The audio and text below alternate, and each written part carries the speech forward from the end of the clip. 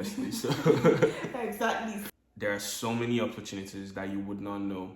I also recently got a grant from my school, a huge grant as well, to like do a program that pertains to peace in a different country as well. So some of these things might not be like advertised in the place. Hi everyone, welcome and welcome back to my channel. Today we have a very special one. We are going to be sharing with you things that you've never heard of about working and studying abroad. So today we have Chilotown.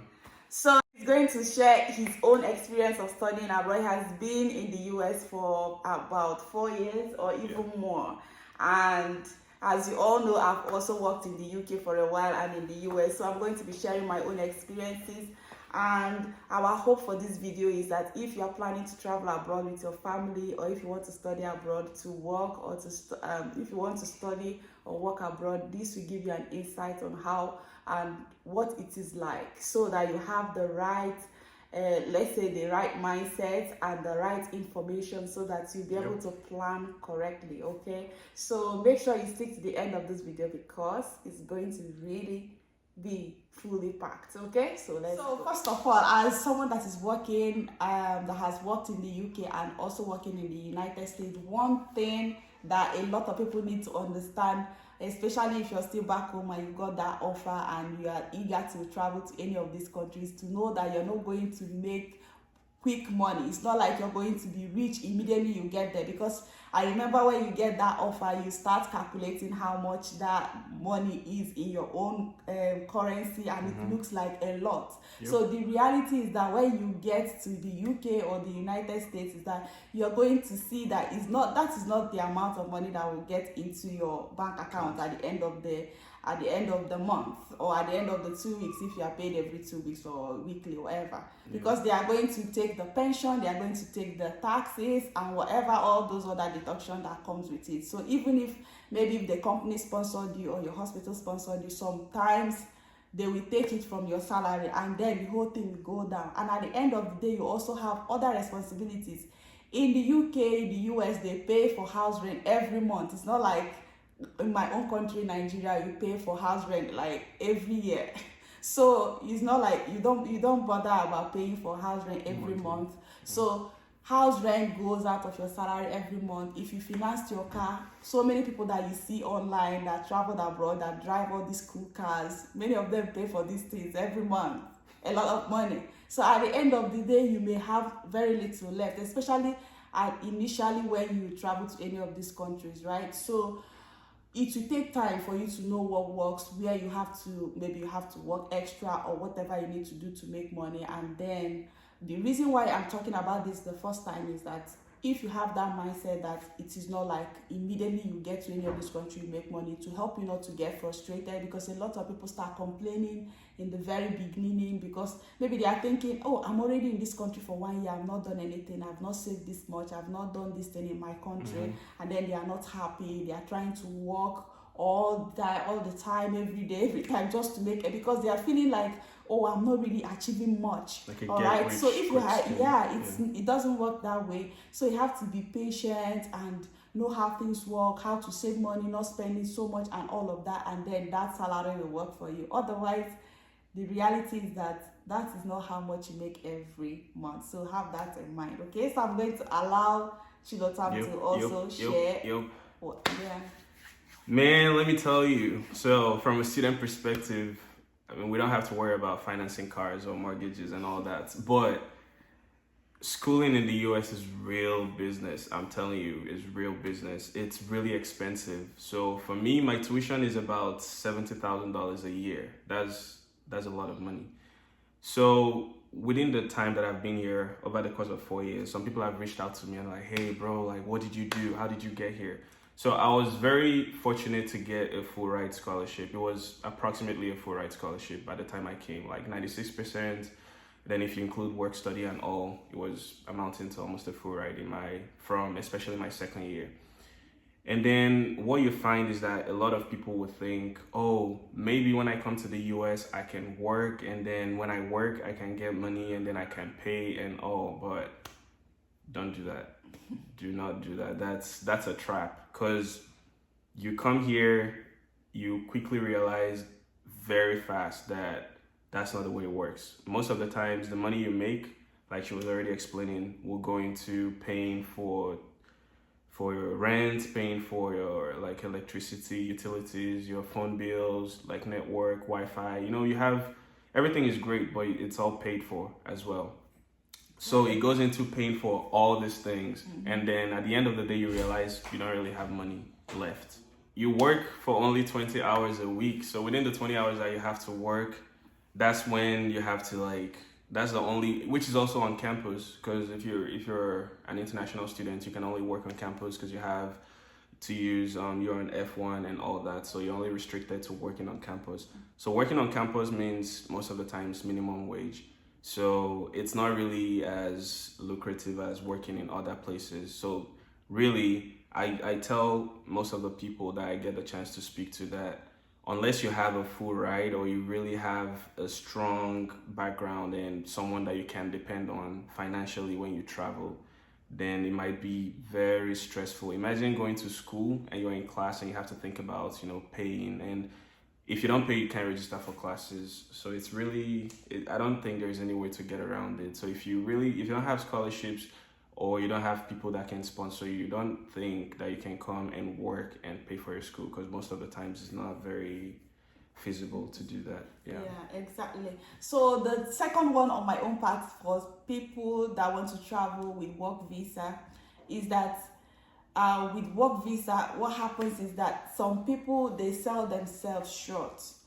Like people going to Canada, UK, United States. I also had that like impression in the beginning because of what we hear back home, that our education is trash. If you go to the United States, if you go to the UK, they will not even value your BSc or your master's degree and all of that. And in fact, a lot of people buy into that. And when they travel, they will just continue to do menial jobs. These jobs are really good because maybe they are easy to get and all of that. But think about a way of using your degree or whatever qualifications or your experience. I know I say this a lot on my channel, but because I really, really want to see people grow. Like if you travel with healthcare assistant, don't just remain there, especially if you have degrees, because many people that travel abroad, I know many of them have like this good background, they've studied masters and everything. Please don't throw those qualifications and experience to the bin. I've made videos of people that use their Nigerian qualifications or qualifications from Ghana, South Africa, and they get great jobs. What you just need is that skill. You are able to defend that certificate. Okay, so once you know that you have this master's degree or you have this degree, make sure you are going for jobs that also says, okay, we want people for this. Don't think, oh, they're not going to take me. Or some people even remove it from their CV because they are ashamed. Don't be ashamed. Use your qualification and your experience, and you'll be glad you did. I've had people experiences like, for me, I'll even say the course I'm currently taking in the United States, I saved like 20-something thousand. I'm telling you, just because I added that I have a master's degree from Nigeria. So, and they verified it, and it was equivalent to the US. So I was even surprised. I saved like 20-something thousand, and instead of doing a master's degree, I did like a course higher. So don't think that your degree, or throw away your qualification just because you feel that, or because of what people say, that they are not recognized and all of that. Okay, that's my second bit. That doesn't really apply for us. Yeah, there's not really much jobs you can do outside school for people. I mean, for undergrad. Maybe graduate programs. But for masters, maybe for like something else that I can talk about that relates to schooling in the US or coming to the US, or some of the things that you did not expect to see when you come here, is just how different it is structurally. So how the classes are organized and how social interactions are in general. So when I first got here, it was very difficult for me to socialize and make friends, because you have to repeat yourself a lot. You have to say things over and over. You just had to get used to hearing, sorry, can you say that again one more time? Because people would not understand what you're saying. So most of the time I'm like, where is this going on? So, but I quickly realized that they're accustomed to hearing things in a particular way, and if it's not said in that way, they will not understand what you're saying. Yeah, so it took a while for me to like, okay, learn how to properly express myself, learn how to say things in a way that people would understand. For me, in classes, it wasn't difficult to understand the lecturers. I mean, Nigeria, Hollywood, we watch Hollywood a lot. We listen to American music and all that. So it wasn't difficult to hear what people were saying. It was only slightly difficult to communicate. So I'll say it's definitely something to know. It can affect your confidence a lot, especially as someone moving into a new country. Then you would ask yourself, oh, what am I speaking? Am I speaking Swahili or Yoruba or Igbo? Is this not English that I've been accustomed to speaking for a long time? So you just know there's a learning curve to these things. It's a process to get to that place where you feel confident in expressing yourself and getting people to understand what you're saying. Yeah, and that is really, really valid, because even working, that will lead me to my third one, because another one is the communication. Like when you eventually get to any of these countries like UK or United States or Canada, then you understand the reason why they are very, very like strict about English requirements, because they want you to be able to communicate, and they also want to understand what you're saying, right? So it's very different from you, because like when I was in the UK, for some reason I've never heard anyone say, oh, they don't understand me or something like that. But in the US, I've noticed that they are very big on accent.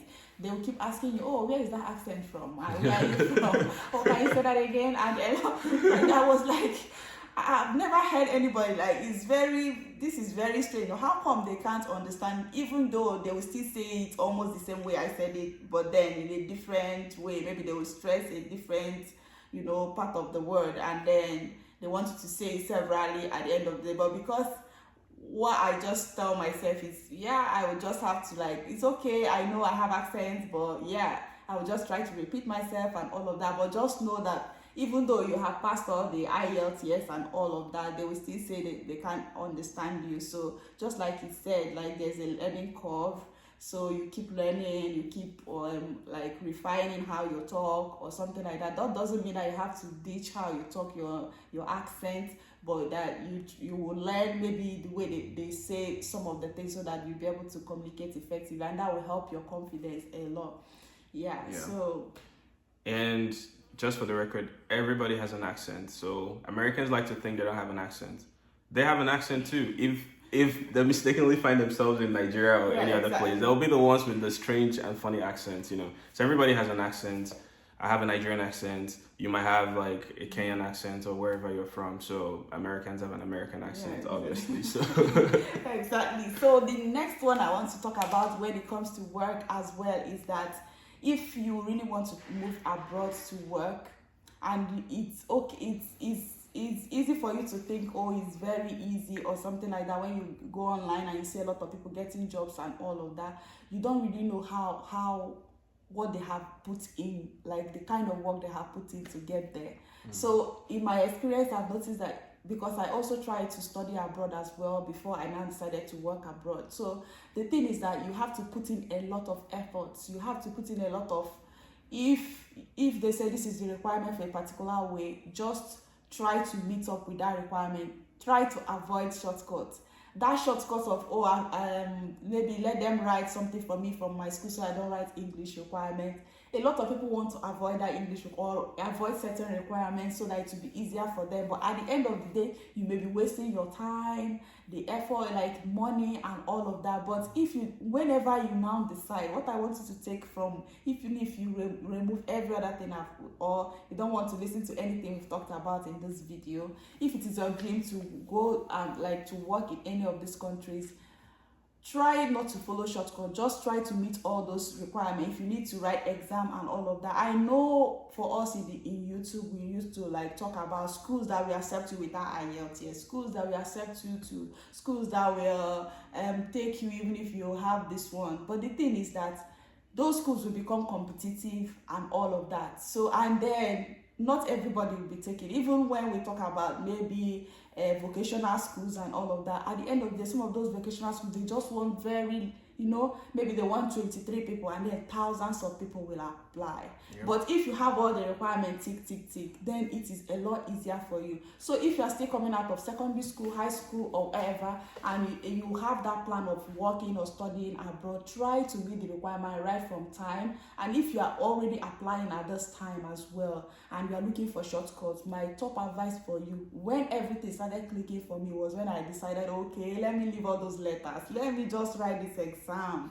And then everything started clicking. I started getting admission. When I now saw, okay, I want to work, and then everything was just easy. Within a space of 6 months, everything clicked. Assuming I started waiting for my school to write, okay, she can speak English, I endorse her, then it's going to take forever.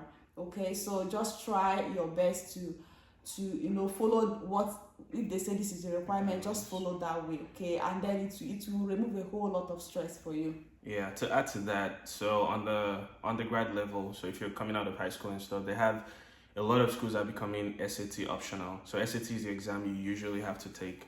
So most schools have become SAT optional, but it's still very recommended that you take the SAT, because it greatly boosts your chances, increases your chances. If you can take the SAT for some schools, if you can take the TOEFL, both the regular and the subject SAT, if you can afford it, but at least the regular SAT, it's very nice. Talking about the fully funded scholarships and all of that, and they tell you, okay, SAT is optional, GMAT is optional, TOEFL or whatever is optional, you don't need all those things. I know we YouTubers, we talk about it, this school, that SAT is not compulsory, but just think about it. If they want to take someone for assistantship or graduate assistant, or give fully funded scholarship to some students, they will definitely pick the best, right? Because they want those people to work for them, right? So even though they said it's optional, but when they now consider, okay, they want to consider a lot of people for scholarship or certain positions, they will definitely go for the best. So you are doing yourself good by trying to take those exams,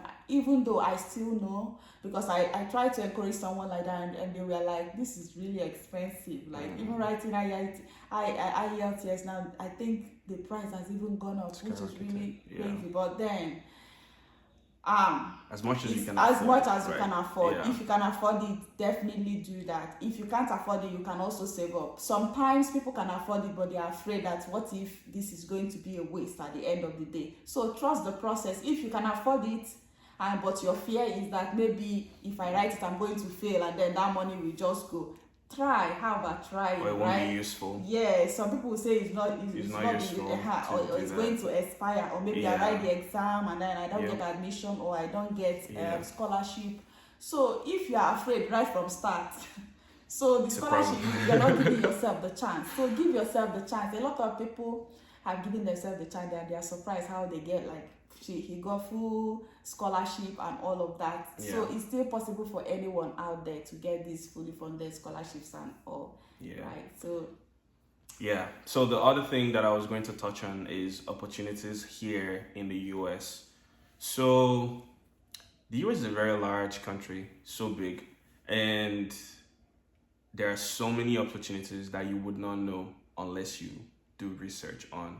So there are so many things that you might not know about, like work, you might not know about schools, you might not know about even some like additional scholarships when you're here, some like grants. I also recently got a grant from my school, a huge grant as well, to like do a program that pertains to peace in a different country as well. So some of these things might not be like advertised in the places where everybody is looking. So you have to ask questions, you have to like talk to your advisors, your resource persons, go to your school's resource center as well.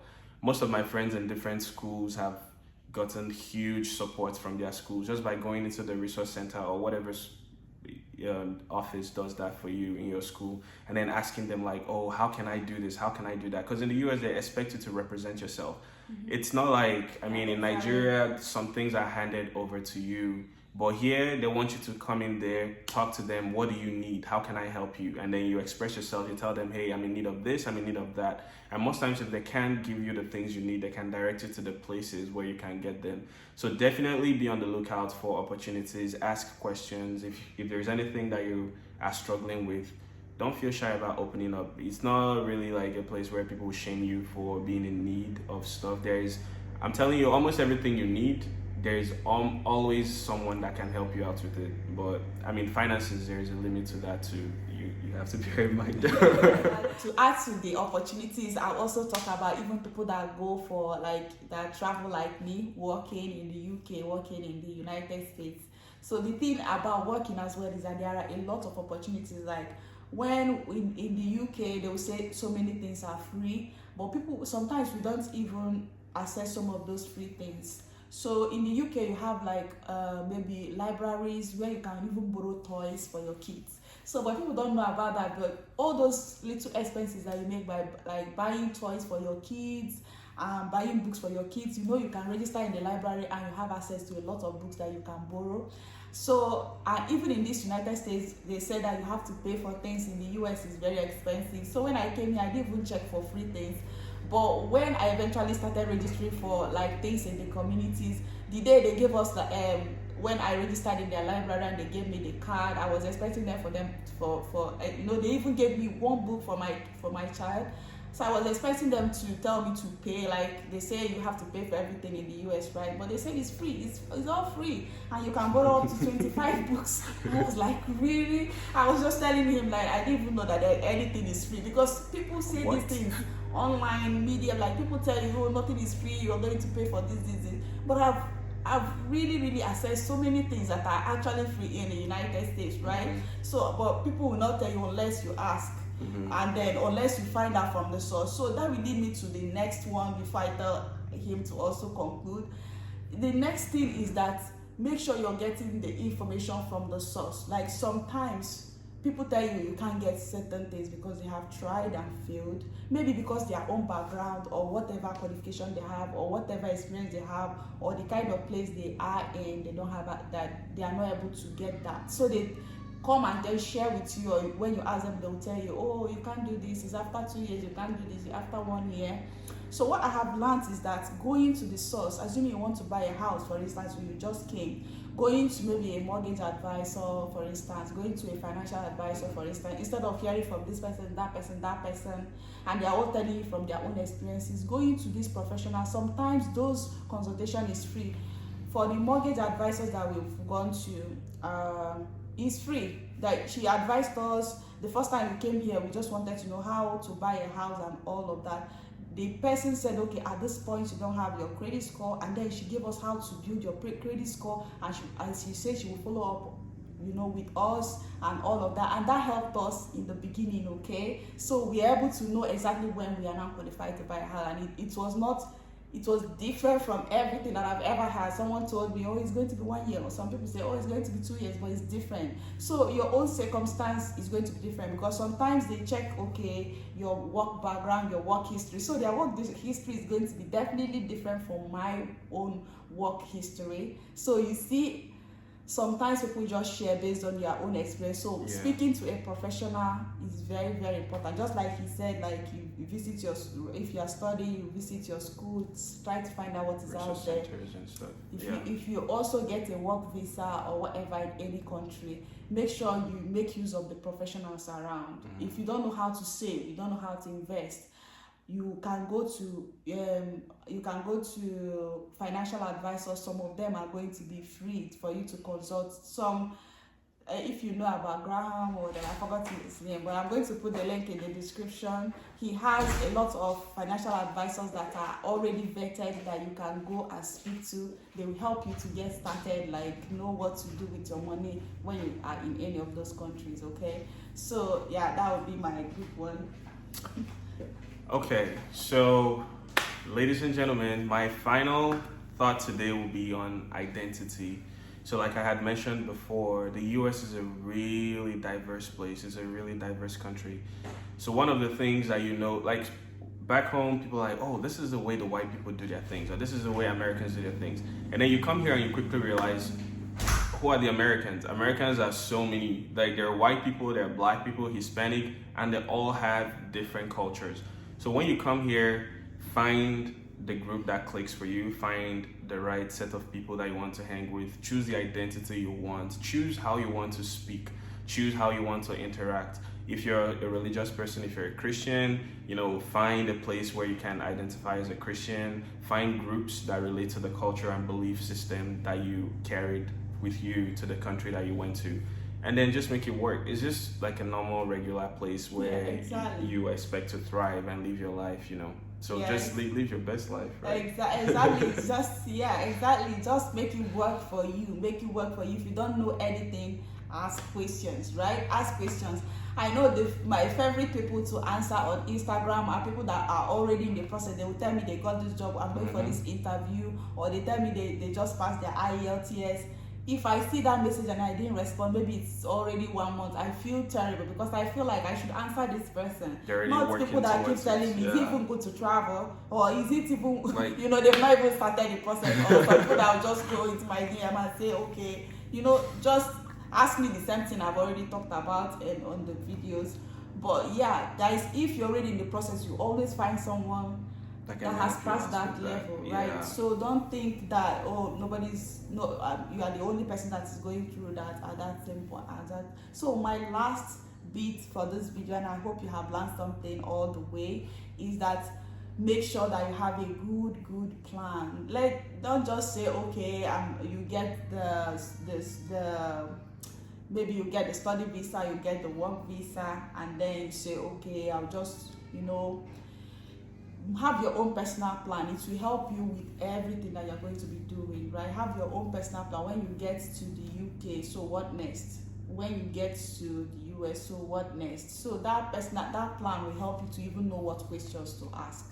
So what kind of resources that you need and all of that. So guys, I hope you found this video useful. If you did, give it a thumbs up. Please, thumbs up, subscribe. Leave a comment. Yes, if you have any questions for him, you can let us know in the comment section. If you have a question for me, if there is anything that you're going through or you have your own contribution, what are the things that you have found out that is not exactly the way you thought it was before you traveled to Canada or US or UK, wherever you are? Let us know in the comment section. I still want to learn more too myself.